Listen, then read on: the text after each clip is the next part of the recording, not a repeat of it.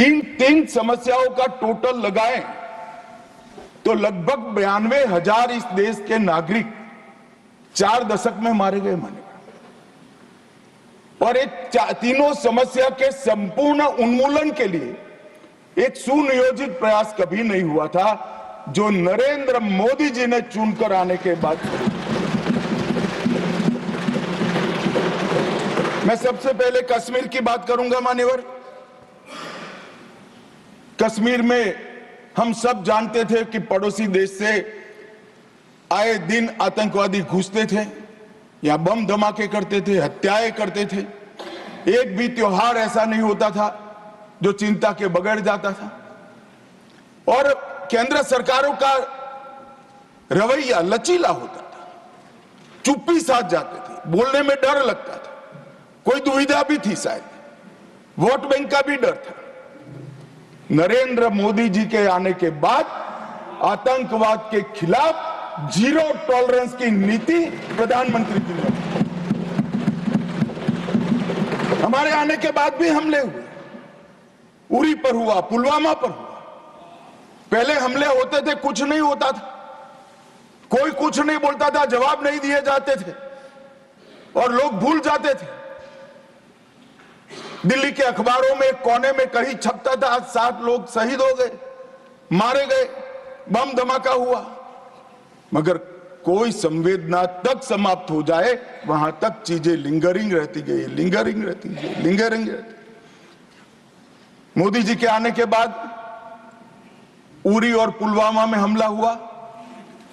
10 ही दिन में पाकिस्तान के घर में घुसकर सर्जिकल स्ट्राइक और एयर स्ट्राइक कर जवाब दिया।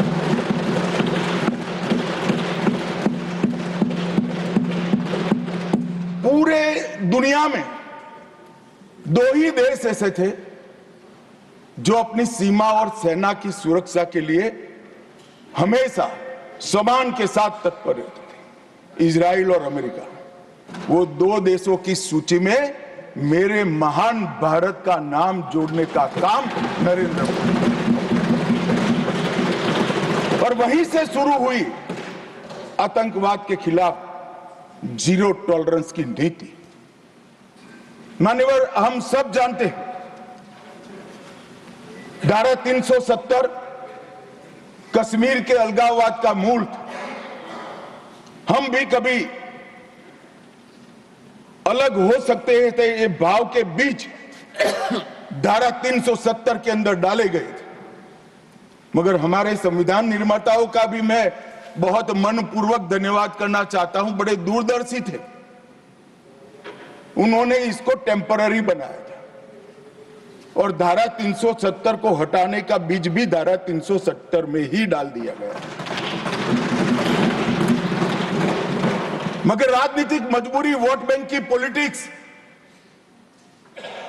हमारे पुरखों ने धारा 370 डाली है, हम नहीं हटाएंगे, ऐसी जिद धारा 370 को लेकर चलती रही, कई सालों तक चली। और मान्यवर, यही सदन में 5 अगस्त 2019 में मोदी जी ने धारा 370 को समाप्त। हमारे संविधान निर्माताओं का वो स्वप्न कि एक देश में 2 प्रधान, 2 विधान, 2 निशान नहीं होंगे, कैसे हो सकता है? देश में एक ही प्रधानमंत्री हो सकता है, देश का एक ही संविधान हो सकता है और देश का झंडा भी एक हो सकता है। कैसे एक देश में 2 विधान, 2 प्रधान, 2 निशान हो सकते? मगर चलाए गए, सालों तक चलाए गए, और 5 और 6 अगस्त 2019 को इस देश में एक विधान, एक प्रधान और एक निशान का नया दौर, और वहीं से शुरू हुआ कश्मीर को हमेशा के लिए भारत के साथ एकरूप करने की प्रक्रिया।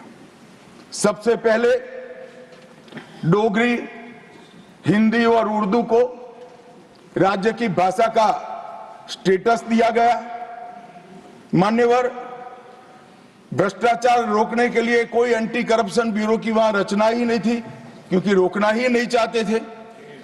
इतने सालों के बाद एंटी करप्शन ब्यूरो वहां बना, देश के सारे कानून वहां स्वीकार कर लिए गए, चाहे महिलाओं के अधिकार का हो, दलितों के अधिकार का हो, आदिवासियों के अधिकार का हो, बच्चों के अधिकार का हो, ये सारे कानून वहां स्वीकार कर लिए गए। पठानकोट से एक नाका परमिट रखी गई थी, एक भाव खड़ा करने के लिए कि देश के हिस्से में आप नहीं जा रहे हो। पठानकोट की नाका परमिट को नरेंद्र मोदी जी ने समाप्त कर दिया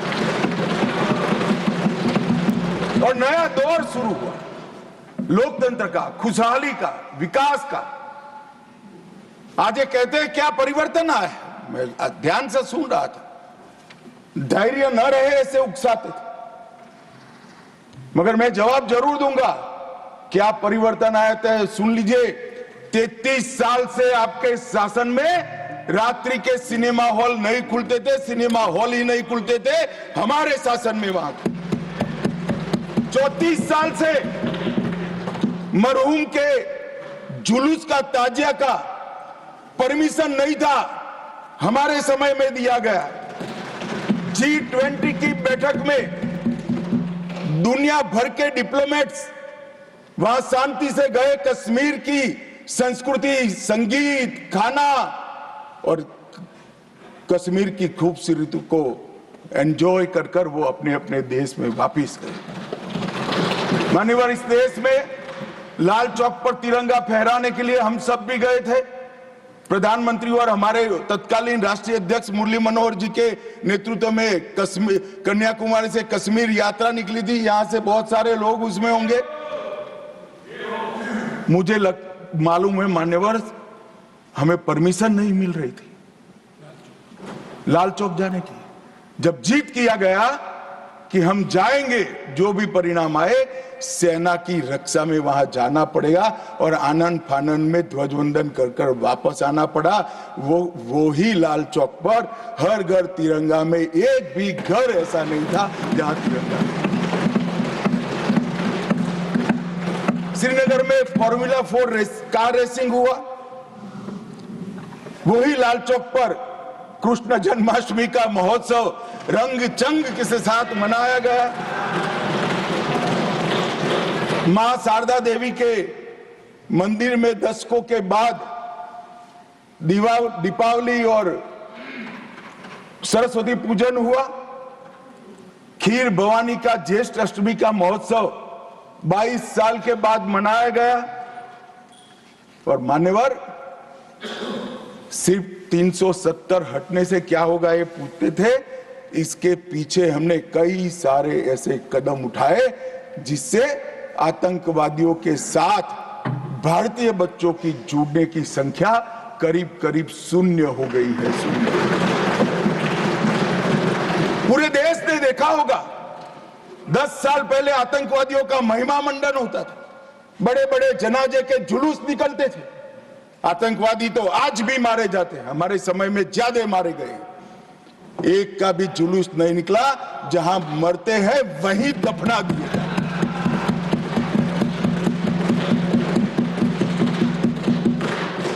कोई आतंकवादी बन जाता था, उनके परिवारजन बड़े शौक से सरकारी नौकरी करते थे, तंत्र चलाते थे। हमने ढेर सारे आतंकवादियों के रिश्तेदारों को रूथलेसली सरकारी नौकरी से निकालने का काम किया और एक कठोर संदेश। बार काउंसिल में उनके समर्थक बैठे थे, केस नहीं कर सकते थे, हड़तालें हो जाती थी। जो समर्थक बैठे थे वो सभी या तो दिल्ली की जेल में है या श्रीनगर की जेल में है। मान्यवर,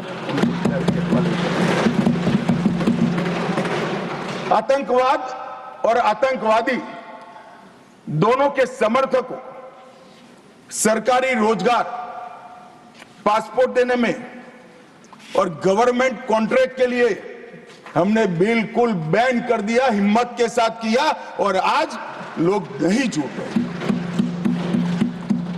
और इसका परिणाम क्या हुआ मान्यवर? ये कहते हैं क्या हुआ 370 से। मैं आज हिसाब देने आया हूं क्या हुआ 370 हटाने के बाद। 6 साल हो गए मान्यवर। 2004 और 14 दोनों के बीच में जो कुल घटनाएं थी टेररिज्म की 7,200 से 17 से घटकर 2,242 तक। मैं 10 साल की कहता हूं, अंतिम 6 साल की नहीं कह रहा। मृत्यु टोटल जो था उसमें लगभग कुल मृत्यु में 70% की कमी आई। नागरिकों की मृत्यु में 81% और सिक्योरिटी फोर्सेस की मृत्यु में 50% की कमी आई है। मान्यवर, ये बताता है कि आतंकवाद कम हुआ है। 2010 से 14 में हर साल एवरेज ऑर्गेनाइज्ड स्टोन पेल्टिंग पथराव 2654 के एवरेज से हुए। 24 में एक भी करने की किसी की हिम्मत नहीं। ऑर्गेनाइज्ड हड़ताल 132 हुई, आज किसी की हिम्मत नहीं है, एक भी हड़ताल नहीं होती। स्टोन पेल्टिंग में नागरिकों की मृत्यु 112 और जख्मी 6000 हुए थे। अब स्टोन पेल्टिंग ही नहीं है तो मृत्यु या जख्मी होने का सवाल ही नहीं। मान्यवर, और इन कांग्रेस के शासन से किसी एक साल को पीक कर सबसे कम आंकड़े और भारतीय जनता पार्टी के शासन के एक साल में पीक कर सबसे कम आंकड़े इकट्ठा करते हैं तो 2004 का साल कांग्रेस के लिए सबसे अच्छा माना जाएगा, क्योंकि 2004 में अटल जी की सरकार गई थी। कुल घटनाएं उसमें 1517 हुई थी। ध्यान से सभी सदस्य सुने, ऐसा मेरा विनंती। 2004 में कुल घटनाएं 1587 हुई थी, 24 में कुल घटनाएं सिर्फ 85 हुई। नागरिकों की मृत्यु 2004 में 733 हुई थी, 2024 में सिर्फ 26 हुई।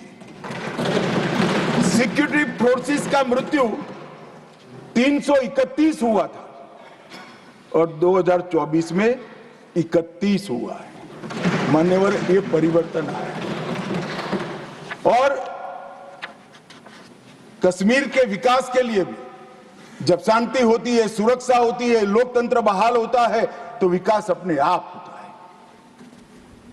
मगर कई सालों से कश्मीर की तिजोरी खाली थी।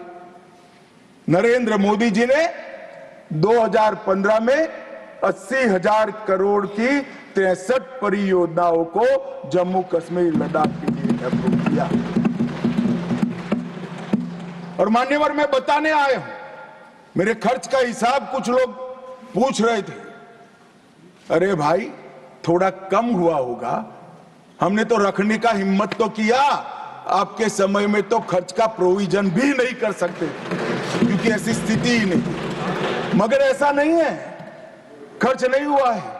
80,000 करोड़ में से 51,000 करोड़ का खर्च मान्यवर समाप्त हो चुका है और 63 में से 53 परियोजनाएं पूरी तरह से क्रियान्वित हैं। 19 से 24 में 40,000 सरकारी नौकरियां दी, 1,51,000 ओबीसी बच्चों को विश्वकर्मा योजना से स्वरोजगार दिया, 5184 यूथ क्लब स्किलिंग का काम कर रहे हैं, 18,000 युवाओं को खुद की टैक्सियां देने का काम हुआ, 15,000 महिलाओं को, युवा महिलाओं को तेजस्विनी के तहत 10 लाख तक का सहायता दिया और कई सारे रोजगार के सृजन हुए। मान्यवर, एकदम आकर्षक उद्योग नीति लाकर आज कई सालों के बाद कश्मीर में इन्वेस्टमेंट का माहौल खड़ा हुआ है। 12,000 करोड़ का इन्वेस्टमेंट जमीन पर उतरा है, 12,000 करोड़ का इन्वेस्टमेंट जमीन पर उतरा है और 1,10,000 करोड़ के एमओयू अभी क्रियान्वयन है। पूरे 70 साल में मान्यवर 14,000 करोड़ का इन्वेस्टमेंट आया था। ये 10 साल में 12,000 करोड़ के इन्वेस्टमेंट का उत्पादन शुरू हो चुका है। पर्यटन फिर से शुरू हो गया, परवान भी चढ़ा। 2023 में 2,11,00,000 पर्यटक, आजादी के बाद सबसे ज्यादा पर्यटक मेरे जम्मू कश्मीर। पर्यटन के क्षेत्र में 250 करोड़ का निजी निवेश हुआ है। डल झील पर वितस्ता महोत्सव मनाया गया। डल झील में क्रूज बोट का शुभारंभ किया गया और यहां पर लोकतंत्र की दुहाई देते हैं। उनके शासन में मान्यवर पूरे कश्मीर में लोकतंत्र के नाम पर 90 विधायक और 6 सांसद हुआ करते थे। इतने बड़े कश्मीर में जनप्रतिनिधि, 90 विधायक और 6 सांसद। अब 34,262 जनप्रतिनिधि चुने हुए कश्मीर में है। ग्राम पंचायत भी है, तहसील पंचायत भी है, जिला पंचायत भी है, म्यूनिसिपैलिटी है, म्यूनिसिपल कॉर्पोरेशन भी है, विधानसभा भी है और संसद सदस्य भी है। 370 की आड़ में इसको बंद कर रखा। चिट्ठियों से जनप्रतिनिधि बनते थे, अब चुन कर आते हैं मान्यवर। और ब्लॉक विकास परिषद के चुनाव में 98.3% मतदान हुआ। अभी अभी लोकसभा का चुनाव हुआ 2024 में, एक भी गोली नहीं चली। गोली छोड़ो साहब, बूथ के रैगिंग की एक भी फरियाद भी नहीं हुई है पूरे जम्मू कश्मीर। एक जमाने में दिल्ली से गए हुए आका सिर्फ सर्टिफिकेट विजेता का लेकर जाते थे, जनता घरों में दरी की दरी बैठ जाते। आज 98% लोग वोट डालते हैं और एक भी बूथ के रैगिंग की फरियाद भी नहीं होती है, गोली भी नहीं चलती है, धमाका भी। कश्मीर के अंदर लोकतंत्र की नींव पहली बार डालने का काम किया तो इतिहास में सम्मान हमारे प्रधानमंत्री श्री नरेंद्र मोदी।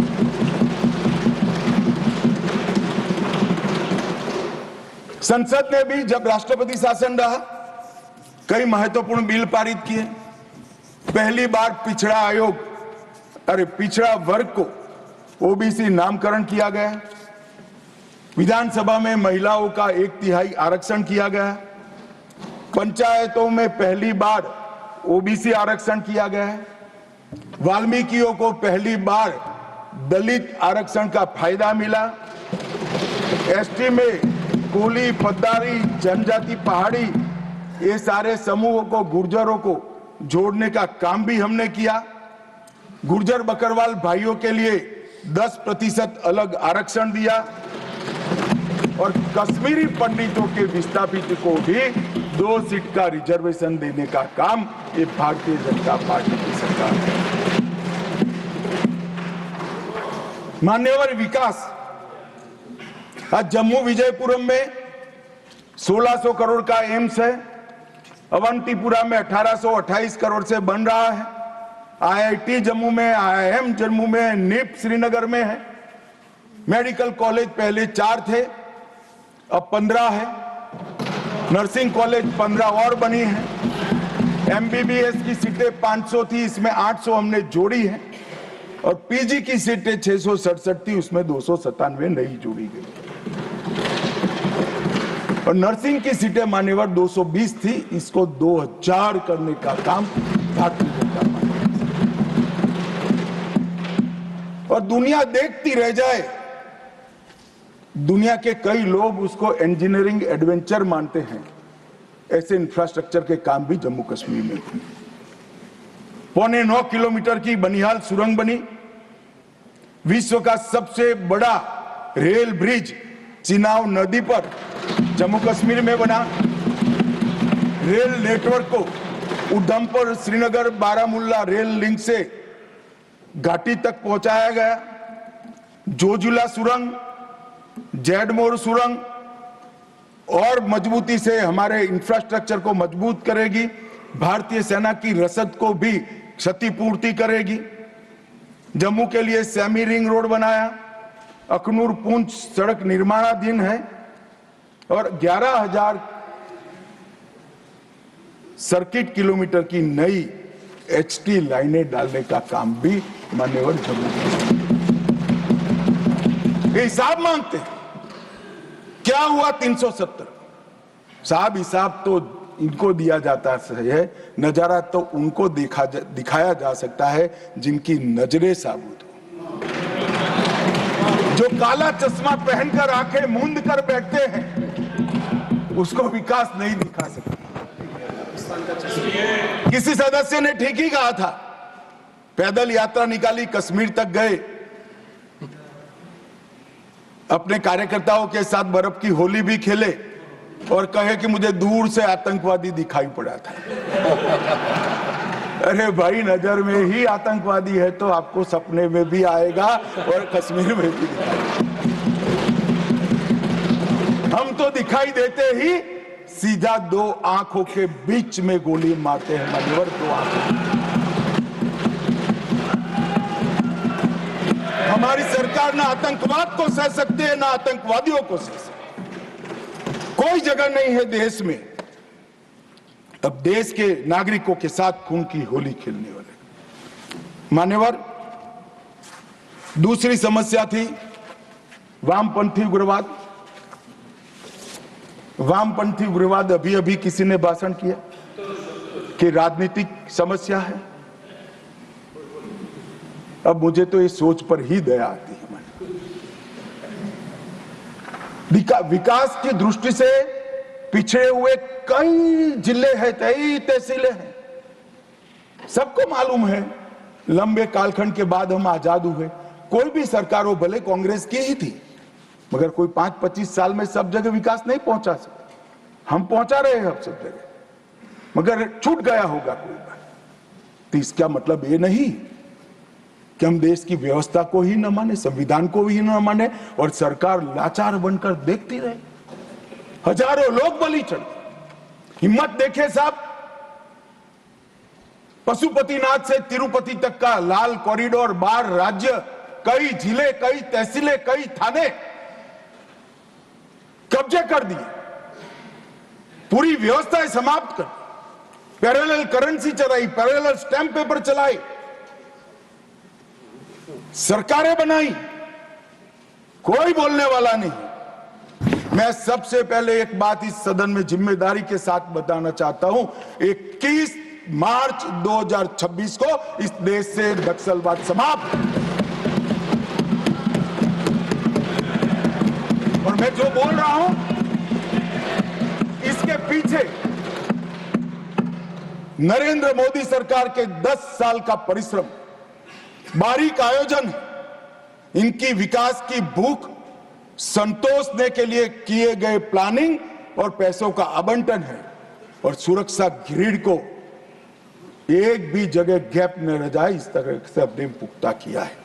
मान्यवर, संवाद, सुरक्षा और समन्वय, ये 3 सिद्धांतों को अपनाकर हमने नक्सलवाद के खिलाफ हमारी लड़ाई जारी की। मैं फिर से एक बार डीआरजी, एसटीएफ, सीआरपीएफ, आईटीबीपी और बीएसएफ के जवानों को ढेर ढेर बधाइयां देना चाहता हूं, जिन्होंने घंटों घंटों तक, जहां सूर्य की किरण दिन दहाड़े भी न पड़े, ऐसे घने जंगलों के अंदर पानी पिए बगैर, खाना खाए बगैर, नींद लिए बगैर इस समस्या के समाधान के लिए अपना सर्वोच्च बलिदान दिया है। मान्यवर, हमने नवीनतम टेक्नोलॉजी के साथ नक्सलवाद के खिलाफ लड़ने की शुरुआत की।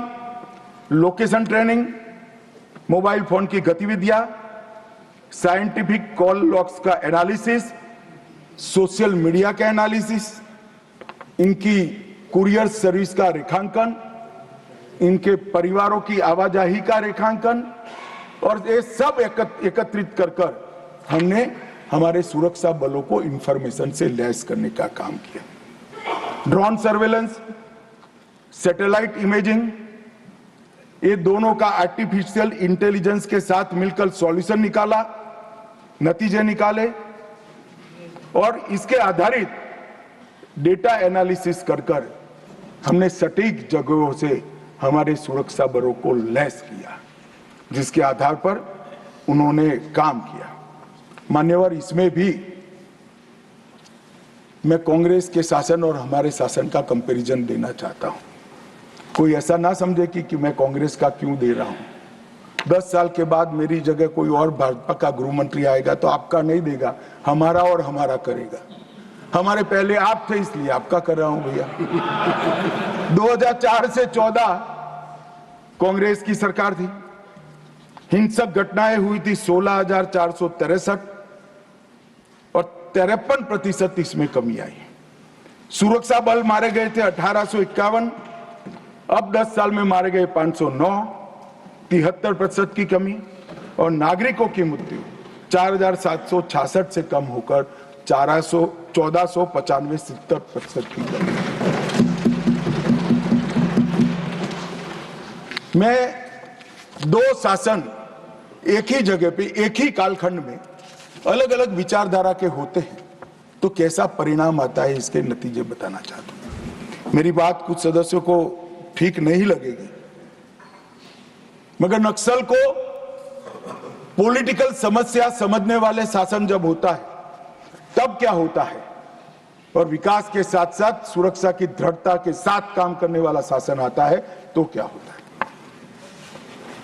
2023 दिसंबर में छत्तीसगढ़ में शासन बदला, भाजपा की सरकार।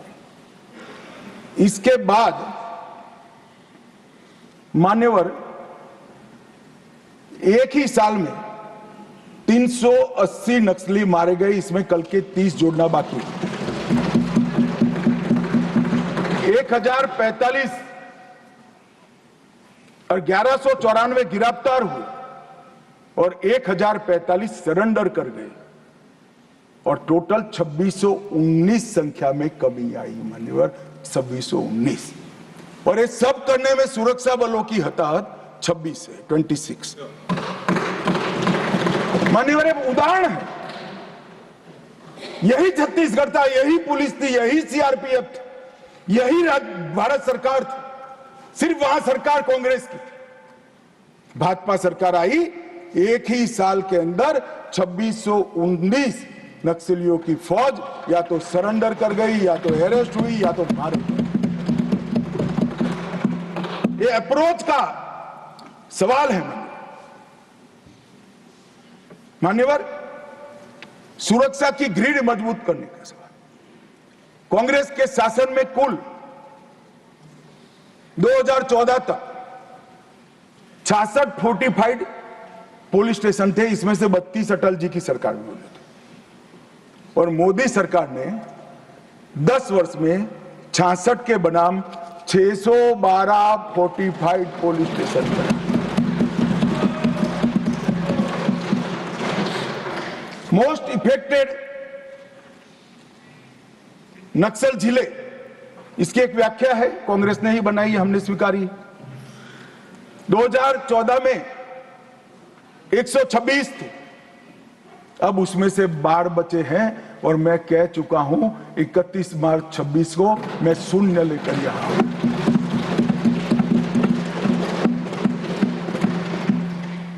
दो 2014 में नक्सल घटनाएं घटी है ऐसे पुलिस स्टेशन 330 थे, अब सिर्फ 104 रह चुके हैं।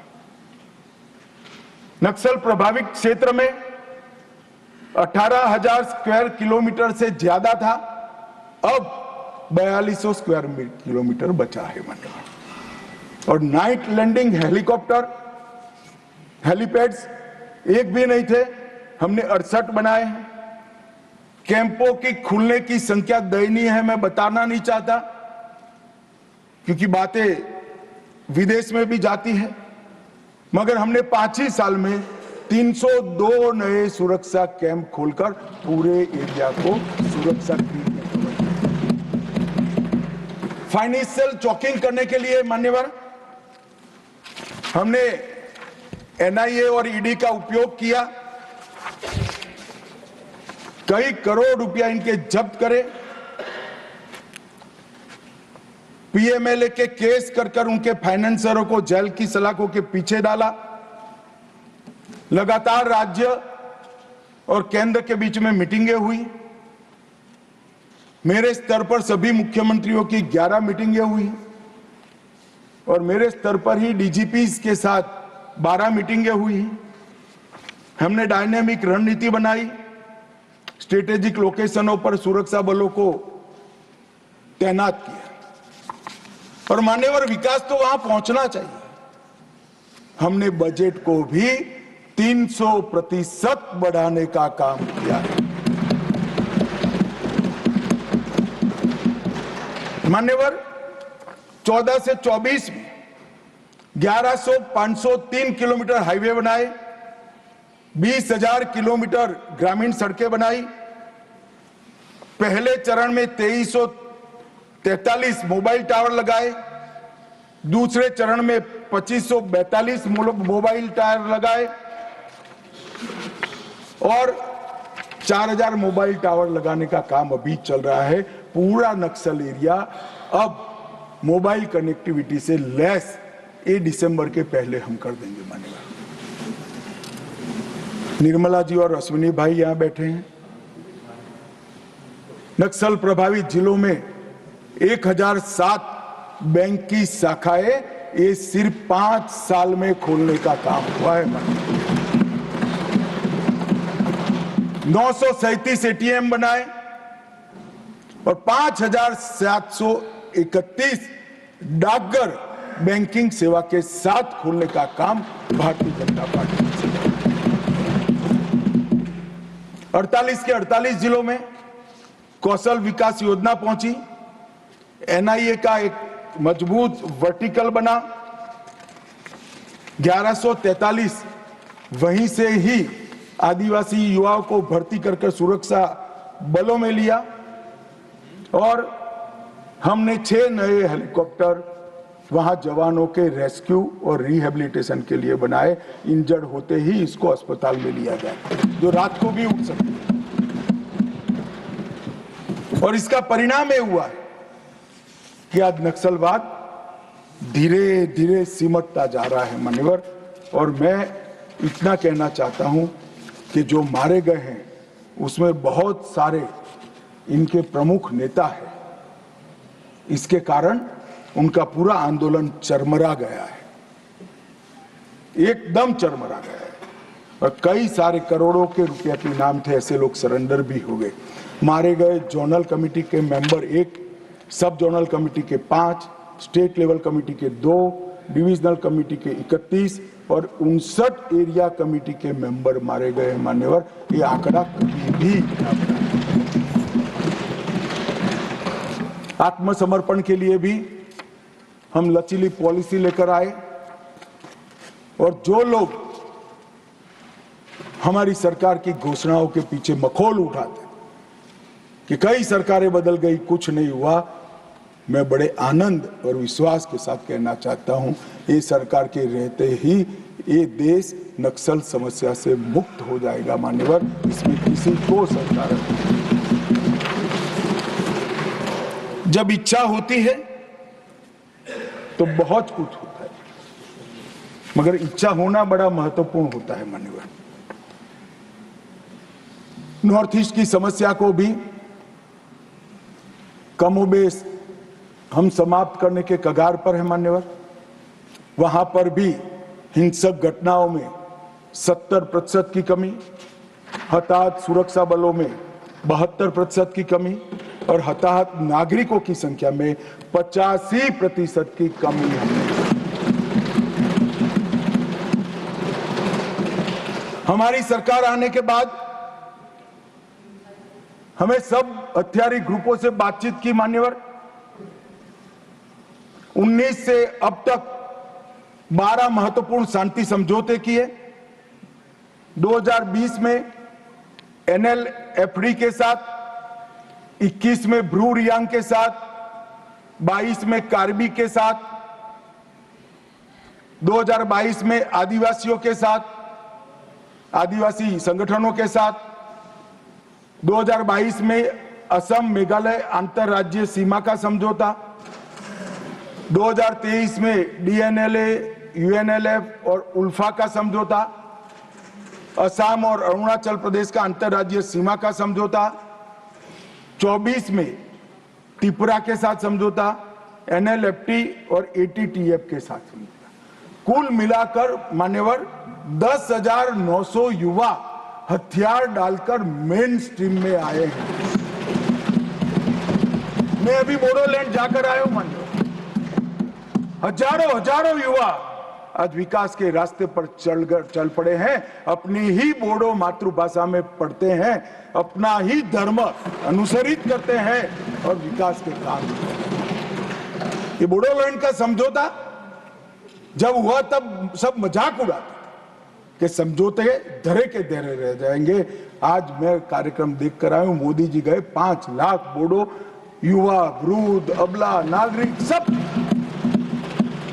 मैं कुछ दिन पहले ही बोडोलैंड जाकर आया हूं मान्यवर, परिस्थिति बदल गई है। आसाम के अंदर 5 लाख करोड़ का इन्वेस्टमेंट का MOU होता है। एक आसाम के अंदर इंडस्ट्री एक जमाने में स्वप्न माना जाता था, आज वहां पर शांति है मान्यवर। अब सपा की परिधि को भी 70% तक हमने कम कर दिया है और मान्यवर ब्रू पुनर्वास समझौता जो है, मैं सदन का ध्यान जरूर देना चाहता हूं, क्योंकि अपने ही देश में मिजोरम से भागकर त्रिपुरा में बिल्कुल दयनीय जीवन जीने वाले अपने ही आदिवासी भाई थे मान्यवर। एक घर में, एक झोंपड़ी में, घर तो क्या होता है, एक झोंपड़ी में 18 लोगों का परिवार रहता था मान्यवर, और राहत के नाम पर यहां से पर व्यक्ति 2 किलो चावल जाता था। हमने सबके सब 37,000 ब्रू रियांग परिवारों को 150 यार्ड का घर दिया, एक सामुदायिक भवन दिया, स्कूल दी, हेल्थ केयर का एक पास में ही दवाखाना दिया, और सभी घरों से 2 युवाओं को स्किलिंग कर आज उनको स्वरोजगार की दिशा में आगे बढ़ा रहे हैं। मैं 8 महीने पहले वही क्षेत्र को देखकर आया हूं जो मैंने 5 साल पहले देखा था। आसमान जमीन का फर्क पड़ा है, और सारे ब्रू रियांग भाई दोनों हाथ जोड़कर अपने ईश्वर से नरेंद्र मोदी को दुआ देते थे, मांगते थे कि भगवान भला करे। 6,935 परिवार, 37,584 लोग, उनको नर्क के जीवन से बाहर निकालने का काम नरेंद्र मोदी सरकार ने किया। ये जो कहते हैं ना संवेदनशीलता चाहिए, संवेदनशीलता क्या होती है, थोड़ा समय निकालकर ये ब्रू भाई के घर पर जाकर एक चाय पीकर आइए तो मालूम पड़ेगा संवेदनशीलता क्या होती है। मान्यवर, हमने विकास के बजट में भी 153% की वृद्धि की। तेल मिशन, बांस मिशन, जैविक खेती और अंडा, मच्छी और दूध में नॉर्थ ईस्ट का इंडिविजुअल 8 राज्य आत्मनिर्भर हो, ऐसी कार्य योजना बनाकर हमने समृद्धि के रास्ते खोले। मान्यवर, 17 विद्युत परियोजनाएं, 40 जल आपूर्ति, 44 शिक्षा की, 43 स्वास्थ्य की, 7 खेल की और 4 पर्यटन की नई परियोजनाएं 70% भारत सरकार के बजट से गई।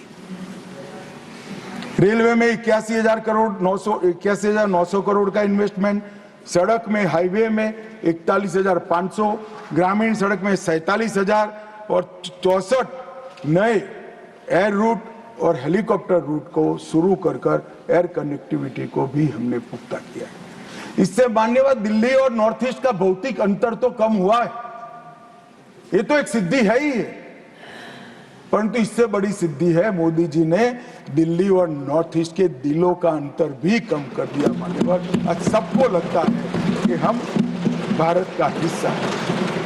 वाइब्रेंट विलेज के तहत अकेले अरुणाचल में 4800 करोड़ रुपया भारत सरकार ने इन्वेस्ट किया है।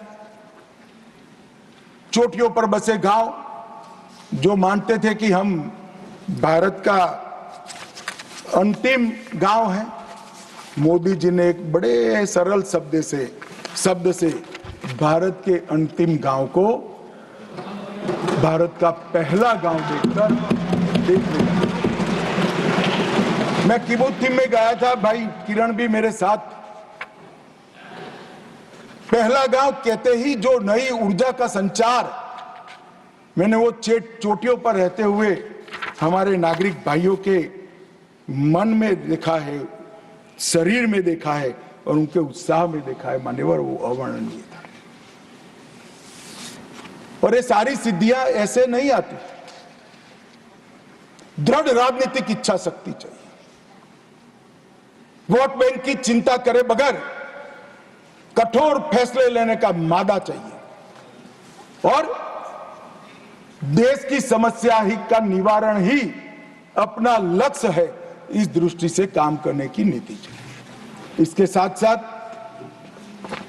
मोदी जी ने आतंकवाद के खिलाफ जीरो टॉलरेंस को धार देने के लिए कानूनी आधार भी बड़ा मजबूत किया। 2 अगस्त 2019 में एनआईए एक्ट में संशोधन कर नए अपराधों को समाये, विदेश में भी जांच का अधिकार मिला, यूएपीए में भी संशोधन कर दिया गया, आतंकवादियों की संपत्ति जब्त करने का हमें अधिकार मिला, व्यक्तियों को भी आतंकवादी घोषित करने का अधिकार मिला,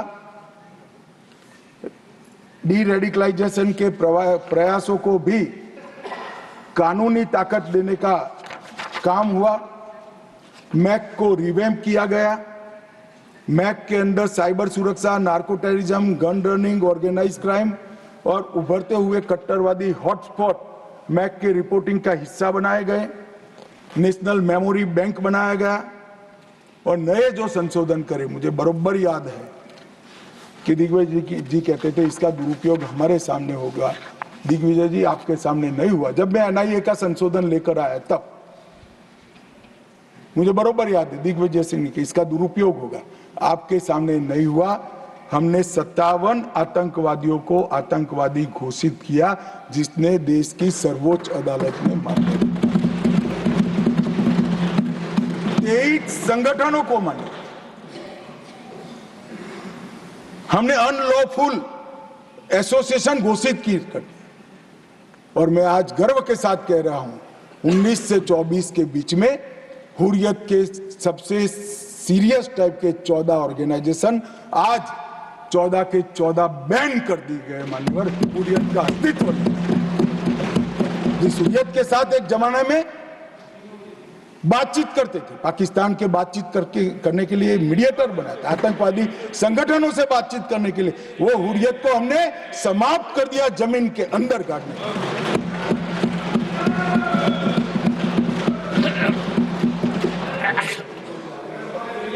मान्यवर पीएफआई पूरा सदन जानता है, यहां बैठे या वहां बैठे, सब मानते कि पीएफआई आने वाले दिनों में देश के लिए बड़ा खतरा था,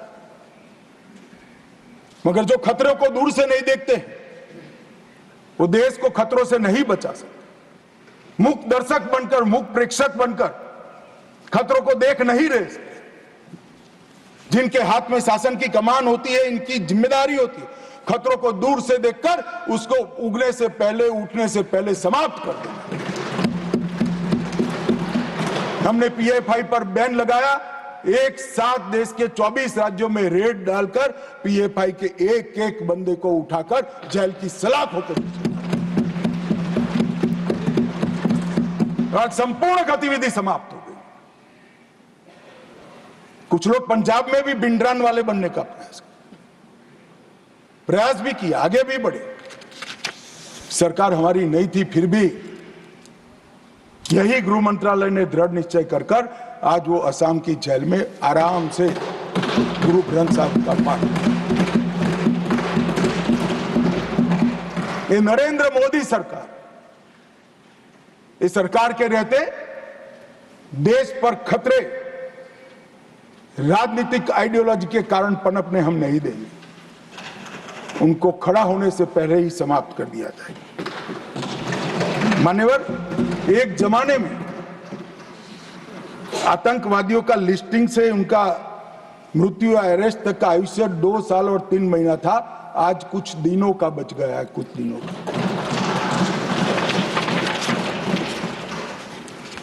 हमने 15 सूत्रीय इंटीग्रेटेड योजना बनाई जिसमें जिहादी आतंकवाद के लिए नॉन प्रॉफिट ऑर्गेनाइजेशन और हवाला इस पर तवाई की।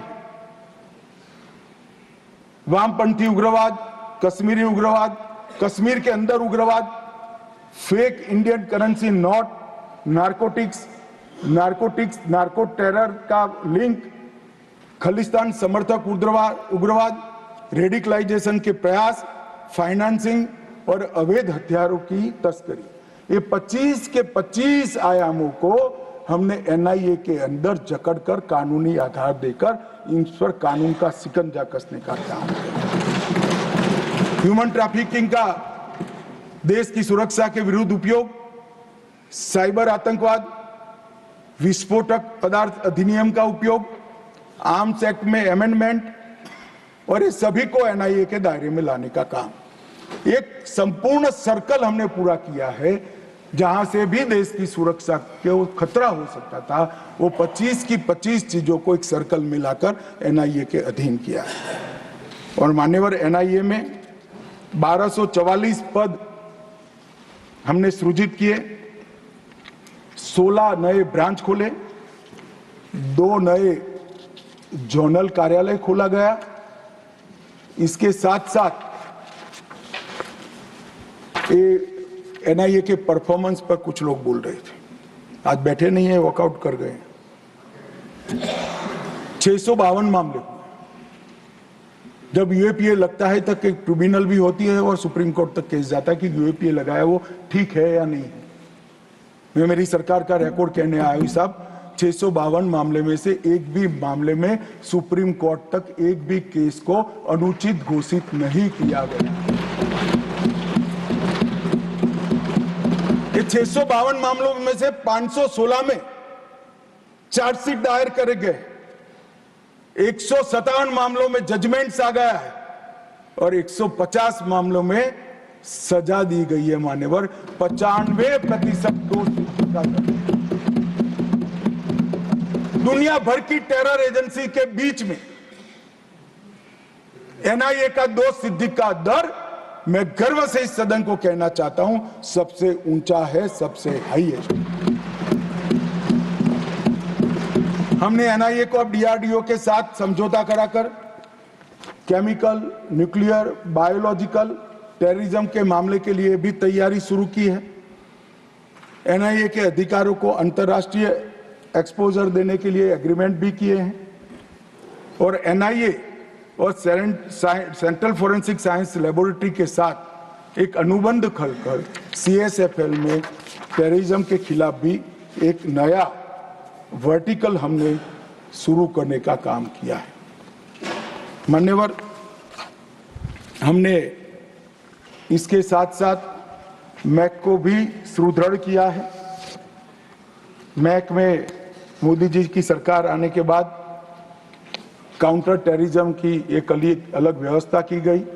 72,000 रिपोर्ट उसमें जनरेट हुए हैं और मैंने भी समीक्षा की है मान्यवर, और ये जानकारी को गोपनीय रखने के लिए इसको एक बहुत अच्छे कम्युनिकेशन चैनल से जिले तक, पुलिस स्टेशन तक पहुंचाने की सुरक्षा भी, व्यवस्था भी इस 10 साल के अंदर ही मान्यवर खड़ी हुई। और नेट ग्रिड के माध्यम से कई सारे आरोपियों को पकड़ने के लिए 35 से ज्यादा डेटा को एक ही जगह पे एकत्रित कर ये लड़ाई को हमने और पुख्ता किया है। मान्यवर, कुछ सदस्यों ने ड्रग के लिए अपनी चिंता व्यक्त की। मैं भी मानता हूं ये बहुत गंभीर समस्या है, मगर इस सदन को और सदन को माध्यम से देश को मैं बताना चाहता हूं। मान्यवर, आपके माध्यम से मैं इस सदन को और सदन के माध्यम से देश को बताना चाहता हूं कि लड़ाई अकेली सरकार नहीं लड़ सकती। ये लड़ाई लड़ने के लिए हमने ढेर सारे प्रयास किए। मैं परिणाम भी बताता हूं, प्रयास भी बताता हूं, मगर दुख होता है कुछ सदस्य आंकड़ों को विकृत तरीके से यहां वर्णित करते हैं। मैं इस बात पर खैर बाद में आता हूं। हमने एक त्रिकोणीय एक्शन प्लान बना है। ड्रग की सप्लाई चेन पर रुथलेस अप्रोच के साथ हमला करना, डिमांड रिडक्शन के लिए एक स्ट्रेटेजिक अप्रोच अपनाना और हार्म रिडक्शन के लिए ह्यूमन अप्रोच का। हमारी सरकार की नीति है, जो ड्रग लेता है वो तो ये समस्या का विक्टिम है। गुनहगार कौन है?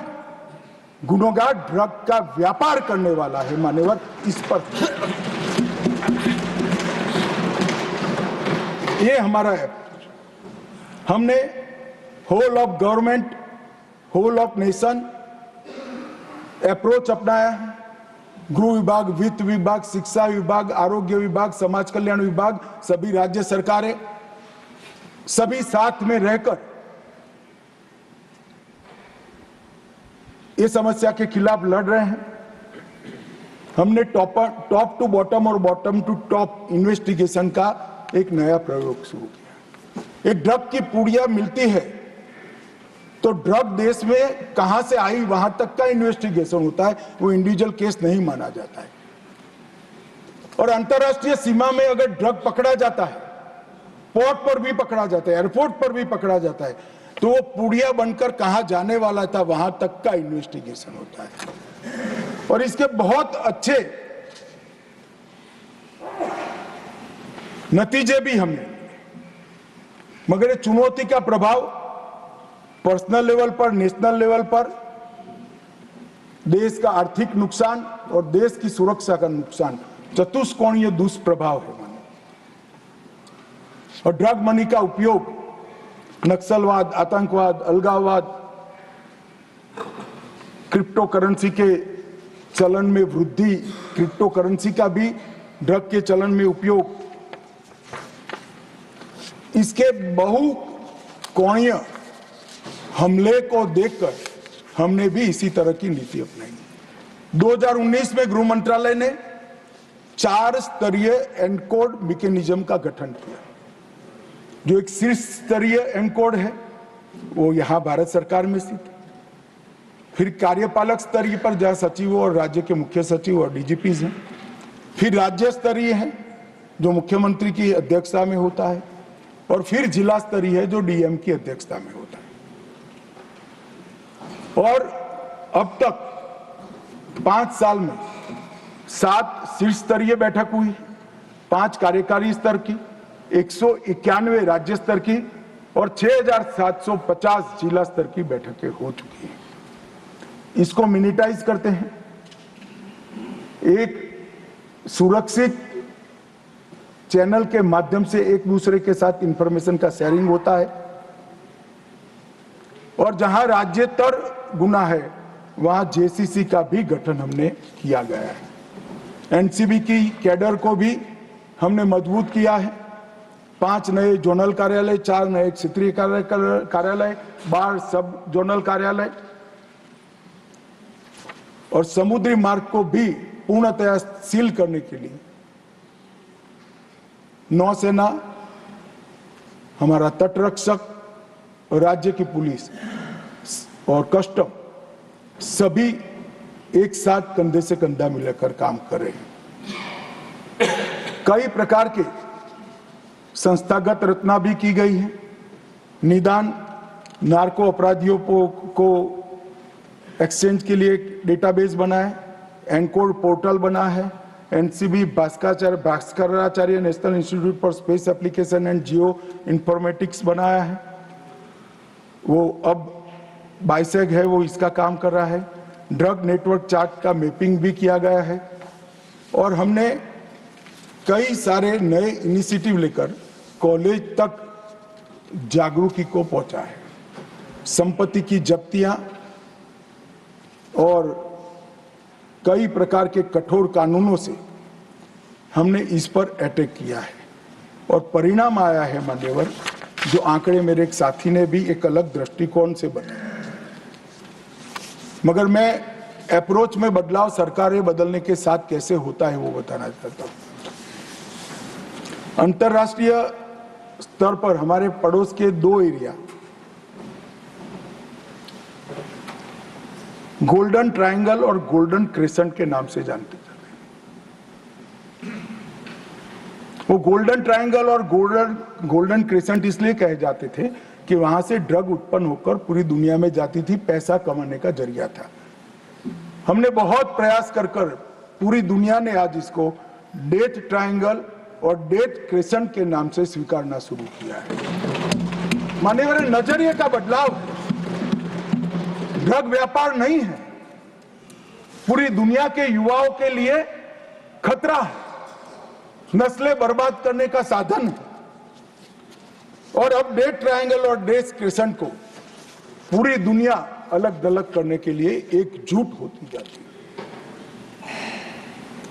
मान्यवर, मैं फिर से एक बार 4 से 14 और 14 से 25 की कंपैरिजन कहना चाहता हूं, किसी को बुरा नहीं लगना चाहिए।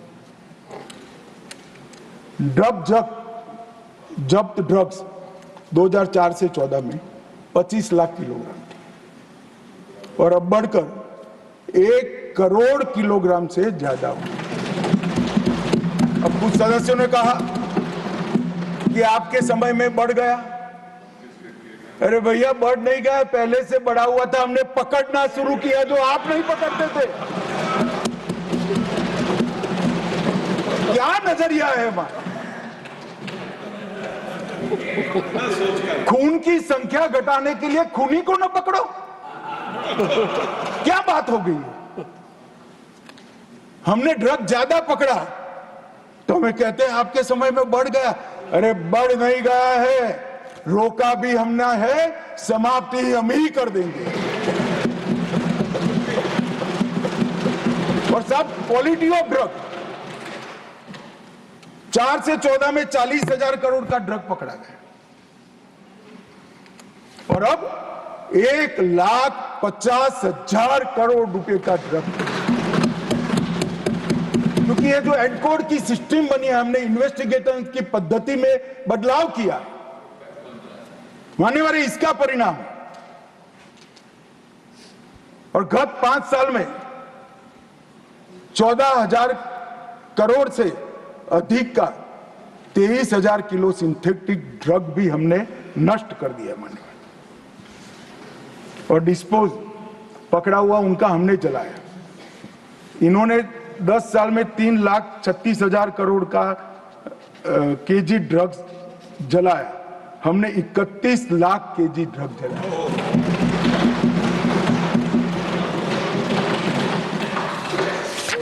हमने टोटल देश भर में 72 लेबोरेटरी सिंथेटिक ड्रग बनाने की, पहले एक भी नष्ट नहीं हुई 4 से 14। हमने 72 लेबोरेटरी को पकड़कर नष्ट करने का काम किया है, इनकी संपत्ति को।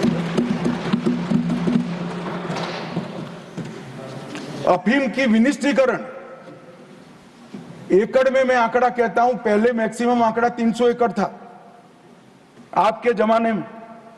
2020 में 10,700 एकड़, 21 में 11,200 एकड़, 22 में 13,700 एकड़, 23 में 31,000 एकड़ और 24 में जून तक 10,000 एकड़। पहले 300 एकड़ से बढ़ता नहीं था। हमने ड्रोन का उपयोग कर सैटेलाइट का उपयोग कर अफीम की खेती को नष्ट किया। अफीम ही नष्ट कर देते हो तो न बचेगा बांस, न बनेगी बांसुरी। मान्यवर, ड्रोन, सैटेलाइट और आधुनिक तकनीकों का हमने उपयोग भी किया है और कुछ मामले कांग्रेस के समय में 1,73,000 दर्ज हुए थे, हमने 6,56,000 मामले। कांग्रेस के समय में पीट एनडीपीएस का उपयोग एक भी बार नहीं किया गया था, हमने 2,453 लोगों को पीट एनडीपीएस के तहत जेल में डाला, जिसमें बेल का प्रावधान नहीं। मान्यवर, अंतर्राष्ट्रीय सीमा से ड्रग अफगानिस्तान से लंका की ओर जाता है। ये बार बार आरोप करते हैं कि गुजरात से ड्रग क्यों पकड़ा जाता है, गुजरात से ड्रग क्यों मैं तो चाहता हूं हर राज्य पकड़े भाई, और ये अंतर्राष्ट्रीय सीमा से पकड़ा जा रहा है, क्योंकि हमारी सरकार का नियम है 1 किलो ड्रग भारत में न आने देंगे, ना भारत से कहीं बाहर जाने देंगे। और इसलिए गुजरात और महाराष्ट्र के दरिया किनारों से करोड़ों करोड़ों लाखों करोड़ों का ड्रग पकड़ा गया। सागर मंथन 1, सागर मंथन 2, सागर मंथन 3, तीनों एक्सरसाइज में कई किलो ड्रग पकड़ा गया। दिल्ली और गुजरात, दिल्ली और पंजाब, दिल्ली और कर्नाटक, कई राज्यों ने संयुक्त अभियान भी चलाए। मान्यवर, हमने मिशन स्पंदन से ड्रग एडिक्ट्स को आइडेंटिफाई कर उनको नशा मुक्त करने का भी एक बहुत बड़ा अभियान चला है। मगर समाज कल्याण विभाग चलाता है, आरोग्य विभाग चलाता है। मगर मैं जरूर कहना चाहूंगा कि हमने टोल फ्री हेल्पलाइन की भी शुरुआत की है, नशा मुक्त भारत शपथ की भी शुरुआत की है, ऑनलाइन ई प्रतिज्ञा की शुरुआत की है। 3 करोड़ युवाओं ने प्रतिज्ञा ली है ऑनलाइन। मानस पोर्टल को शुरू किया है सहायता, गोपनीयता और विश्वसनीयता के लिए। मानस हेल्पलाइन 1933 भी उपलब्ध है, जिस पर 39,843 नागरिकों ने अपने बच्चों को ड्रग से मुक्त कराने की रिक्वेस्ट की है और 95% लोग रिहेबिलिटेशन का कोर्स पूरा कर चुके हैं। परंतु फिर भी मैं एक बार कहना चाहता हूं मान्यवर कि ये जो समस्या है ये कोई अकेली केंद्र सरकार, कांग्रेस सरकार का अकेला गृह विभाग, केंद्र सरकार का गृह विभाग, वित्त विभाग, शिक्षा विभाग, समाज कल्याण विभाग मिलकर नहीं कर सकते। इसमें देश के हर एक नागरिक ने योगदान देना चाहिए। कहीं पर भी अगर अपने आसपास में कोई बच्चा ऐसे लक्षण पाए जाते हैं कि वो ड्रग एडिक्ट होने का संभावना है, इनके बिहेवियर में परिवर्तन दिखता है, कहीं पर भी ड्रग बेचने की सूचनाएं मिलती है, तो जरूर हमारे ऑनलाइन पोर्टल पर आप सूचना दीजिए। गोपनीयता भी बनी रहेगी, बच्चे का सामाजिक जीवन भी हम बर्बाद नहीं होने देंगे और इसको ड्रग एडिक्ट से मुक्त कराकर वापिस आपके घर में भेजने की हम व्यवस्था। मगर ये सहयोग जब तक नहीं मिलता, सरकार अकेली कुछ नहीं कर सकती। परंतु यह सुनिश्चित है कि ड्रग के कारोबार से पैसा कमाने वाले, ड्रग में कमाए हुए पैसे को आतंकवाद की गतिविधियों में भेजने वाले किसी को बख्शा नहीं जाएगा। और मान्यवर, एक ड्रोन का जिक्र हुआ, मैं ये भी सदन को कहना चाहता हूं, हम बहुत नजदीक एक कंप्लीट ड्रोन रोधी सॉल्यूशन के प्राप्त करने में। हमारे 6 एक्सपेरिमेंट हुए हैं, अब 6 के 6 एक्सपेरिमेंट के प्लस प्लस प्लस को इकट्ठा होकर एक मॉडल बनने जा रहा है मान्यवर, और मुझे आशा है कि 6 माह के अंदर ही एक कंप्लीट सॉल्यूशन ड्रोन रोधी मॉड्यूल का इंडिजीनियस आत्मनिर्भर भारत का प्रतीक जैसा सॉल्यूशन डीआरडीओ और हमारी संस्था लेकर।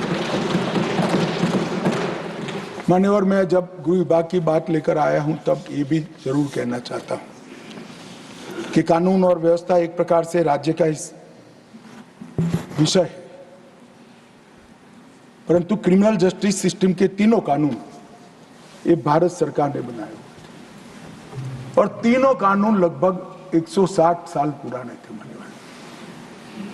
सन 57 की क्रांति के बाद अपने शासन को मजबूत करने के लिए बनाए गए कानून, उसमें कहीं नागरिक की चिंता नहीं, नागरिक के शरीर की चिंता नहीं थी, संपत्ति की चिंता नहीं थी, सम्मान की भी चिंता नहीं थी, सरकार को सुरक्षित रखने की चिंता थी। और दुर्भाग्य देखिए इस देश का कि 75 साल तक अंग्रेजों के बनाए हुए कानून, अंग्रेज की पार्लियामेंट ने बनाए हुए कानून, अंग्रेज सरकार को मजबूत करने के लिए बनाए गए कानून ऐसे ही चलते रहे। हम सब जिम्मेदार हैं, परंतु प्रधानमंत्री जी ने पंच प्रण की घोषणा लाल किले से की। गुलामी के प्रतीकों से मुक्ति का आह्वान किया देश का। और मान्यवर 1 जुलाई 2024 से 3 नए आपराधिक कानून, भारतीय न्याय संहिता 2023, भारतीय नागरिक सुरक्षा संहिता 2023 और भारतीय साक्ष्य अधिनियम 2023 इस देश की संसद ने पारित किए हुए कानून हैं।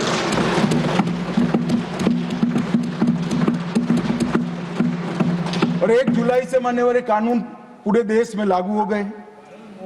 चंडीगढ़ पूर्णतया लागू करने वाला पहला राज्य भी बना है। कई सारे राज्य इसमें आगे बढ़ गए। इसके डिटेल में जाने से पहले मैं कुछ चीजें जरूर बताना चाहूंगा। मैं देश के नागरिकों को आपके माध्यम से आश्वस्त करना चाहता हूं कि 3 साल तक इस कानून 100% हर एक राज्य के हर एक पुलिस स्टेशन में लागू हो जाएंगे, क्योंकि इसमें कुछ टेक्निकल अपग्रेडेशन भी करना है और कुछ चीजों को एडॉप्ट करना है। ये हो जाने के बाद देश के किसी भी पुलिस स्टेशन में रजिस्टर किया हुआ केस सुप्रीम कोर्ट तक 3 साल के अंदर न्याय प्राप्त कर लेगा। ऐसी व्यवस्था हमने इसका, मैं बेरोक-टोक कह सकता हूं, विश्वास के साथ कह सकता हूं, 20वीं शताब्दी का ये सबसे बड़ा रिफॉर्म है। और तकनीक की दृष्टि से हमारे कानून विश्व भर में आधुनिक है, विश्व भर में आधुनिक। और मान्यवर 2 सिद्धि के दर में हम दुनिया के देशों के समकक्ष तो पहुंचेंगे ही, कुछ साल में आगे भी निकल रहे। मैं आसाम गया था अभी, वहां रिव्यू हुआ। आसाम में 2 सिद्धि का दर 5% था। कुछ और भी बदलाव हुए वहां पर, सरकारें भी बदली है, शासन भी बदला है और कानून भी आए। और नए कानून होने के बाद जो एफआईआर रजिस्टर हुए और जो जजमेंट आ गए कम समय के अंदर, इसके अंदर 2 सिद्धि का दर 68% आसाम में है। क्योंकि मान्यवर इसके अंदर फॉरेंसिक साइंस को बड़ा महत्व दिया। 7 साल से ज्यादा सजा वाले हर अपराध में फॉरेंसिक साइंस लेबोरेटरी की विजिट को कंपलसरी कर दिया गया। तो जहां तकनीकी साक्ष्य उपलब्ध होता है, फॉरेंसिक साइंस का साक्ष्य उपलब्ध होता है, वहां और साक्ष्य की जरूरत नहीं है। तो 200 साक्ष्य की फौज भी पुलिस नहीं लगाती है, और वो आधार पर ही आपका फिंगरप्रिंट मिल गया, सीन ऑफ क्राइम से मिला, डीएनए मैचिंग हो गया, आपका मोबाइल का टावर वहां लोकेट करता है और कुछ बाकी नहीं बचता है, सजा हो जाती है। और नजर से देखने वाले साक्ष्य की भी जरूरत नहीं है। भाई तेरा लोकेशन वहां है, तेरा डीएनए मैचिंग हो गया और तेरे फिंगरप्रिंट भी मिल गया, बचा क्या? और कई ऐसे दोष सिद्ध हो चुके हैं। पटने में ही एक ट्रिपल मर्डर केस 46 दिन में सॉल्व हो गया और 100 दिन के अंदर उनको आजीवन कैद की सजा भी। इसमें कई जगह पे मान्यवर समय मर्यादा को, पुलिस, प्रोसिक्यूशन और न्यायपालिका तीनों की समय मर्यादा को कानून के प्रोविजन से बांधा गया है। तारीख पे तारीख से अब मुक्ति मिलेगी, 2 से ज्यादा डेट ना बचाव पक्ष को मिलेगा ना प्रोसिक्यूशन को मिलेगा।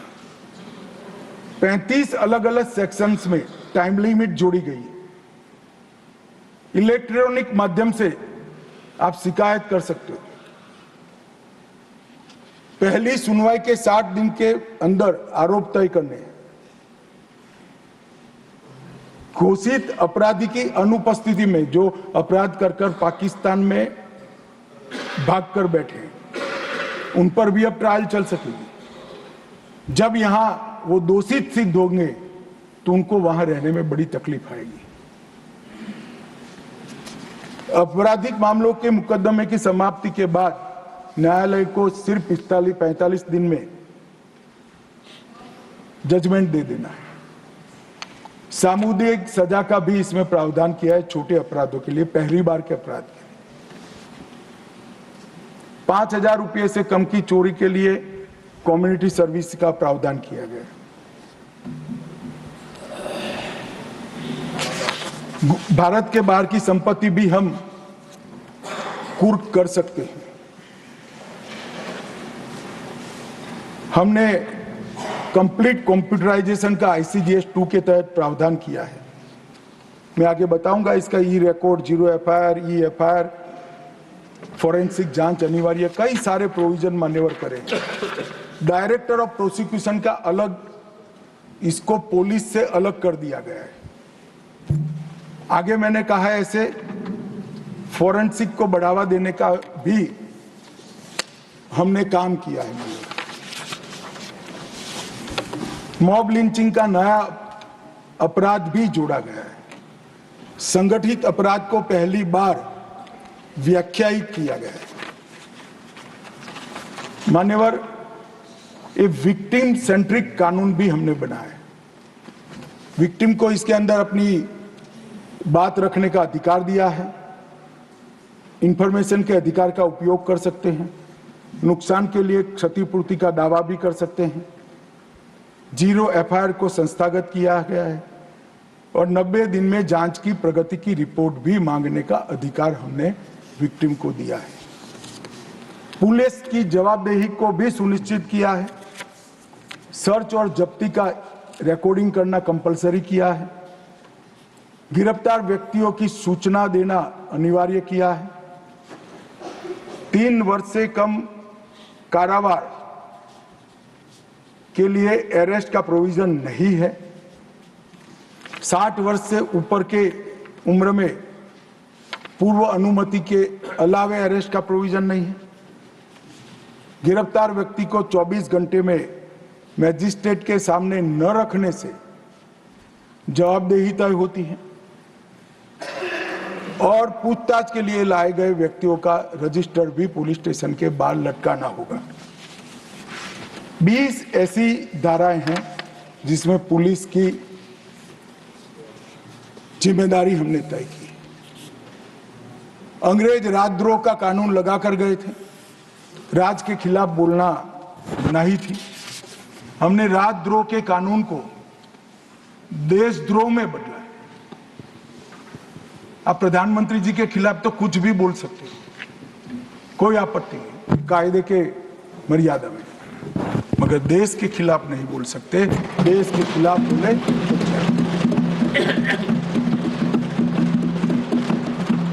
आज तक आतंकवाद की व्याख्या ही नहीं बनाई गई थी। पहली बार आतंकवाद की अधिकृत व्याख्या बनाई है।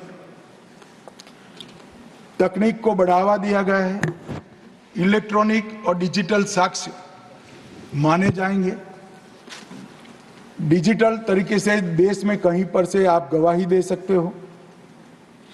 जेल से कोर्ट में जाने की किसी को जरूरत नहीं है। कोई ऑफिसर को अपनी ऑफिस से ही गवाही देने का अधिकार दिया है और समरी ट्रायल को भी छोटे मोटे अपराधों के लिए हमने कंपलसरी कर दिया है। अंडर ट्रायल को निश्चित अवधि के अंदर केस नहीं चलता है तो शासन की जिम्मेदारी होगी इसको बेल दे देने की। फर्स्ट टाइम ऑफेंडर अगर 1/3 सजा काट लेते हैं तो उनको बेल को अधिकार बना दिया गया है। गवाहों की सुरक्षा के लिए एक योजना कानून के अंतर्गत ही हमने सुनिश्चित की है। चेन स्नेचिंग को पहली बार अपराध के अंदर व्याख्यायित किया गया है और मान्यवर, मुझे आनंद है कि इररिस्पेक्टिव ऑफ पार्टी सभी राज्यों ने इस कानून को स्वीकारा है। इसलिए मैं सभी राज्य सरकारों का भी अभिवादन करना चाहता हूं। धन्यवाद। 19 राज्यों के साथ मेरी रिव्यू बैठक हुई है मान्यवर। BPRND, NCR भी हैंड होल्डिंग भी कर रहे हैं और मुझे भरोसा है कि और 1 साल के अंदर हर थाना ये कानूनों के लिए पूरे टेक्निकल अपग्रेडेशन के साथ तैयार हो जाएगा माननीय। और ये देश की आपराधिक व्यवस्था में बहुत बड़ा फर्क होगा। परंतु ये सब कर आपराधिक न्याय प्रणाली के 5 स्तंभ जो है, इसको हम टेक्निकल दृष्टि से अपग्रेड नहीं करते हैं तो हम सफल नहीं हो सकते। तो हमने ई कोर्ट, ई जेल, ई फोरेंसिक, ई अभियोजन, ई साक्ष्य, ई समन, निदान, आईमोट, इटोस, एनडीएफओ और एनडीएसओ, ये सारे प्रमुख घटक के साथ सीसीटीएनएस जो देश के 99.5% पुलिस स्टेशन को अब तक जोड़ चुका है, ऑनलाइन जोड़ चुका है, इसके साथ जोड़ने की हमने व्यवस्था की और कई सारे पोर्टल और डेटा बनाए हैं। सीसीटीएनएस आपराधिकों का ट्रैकिंग, इसकी नेटवर्क सिस्टम है। आईसीजीएस हमारे पुलिस, न्यायालय, जेल, फोरेंसिक और प्रोसिक्यूशन को जोड़ता है। 1930 ये साइबर अपराधों के लिए हेल्पलाइन है, उसको भी इसके साथ जोड़ दिया है। मैप ड्रग्स ऐप वो नशीली दवाइयों के कारोबार के गुनहगारों को जोड़ता है। एनकोड सारी नशीली दवाइयों की सूचनाओं को इसके साथ जोड़ता है मान्यवर। मानस हेल्पलाइन वो गोपनीय सूचना ड्रग एडिक्ट्स की देने के लिए इसके साथ जोड़ी है। नफीस इसके अंदर 1,06,00,000 अपराधियों का फिंगरप्रिंट हमने करा है, जिससे तुरंत ही अपराधी की पहचान हो सकती है। आपातकालीन प्रतिक्रिया 112 को भी इसके साथ जोड़ दिया गया है। क्राइम एक्ट ये टेररिज्म से जुड़े हुए, साइबर क्राइम से जुड़े हुए सारे अपराधों को जोड़ता है। सीमा बाढ़ निगरानी प्रणाली को भी इसके साथ जोड़ा है और स्मार्ट सिटी मिशन से अर्बन पुलिसिंग को भी जोड़ा है। और मान्यवर आने वाले दिनों में अलग अलग साइलोज में जो डेटा पड़े हैं, ये डेटा को हम एक दूसरे के साथ बात करने वाला सॉफ्टवेयर भी बनाने के लिए हम इनिशिएटिव ले चुके हैं।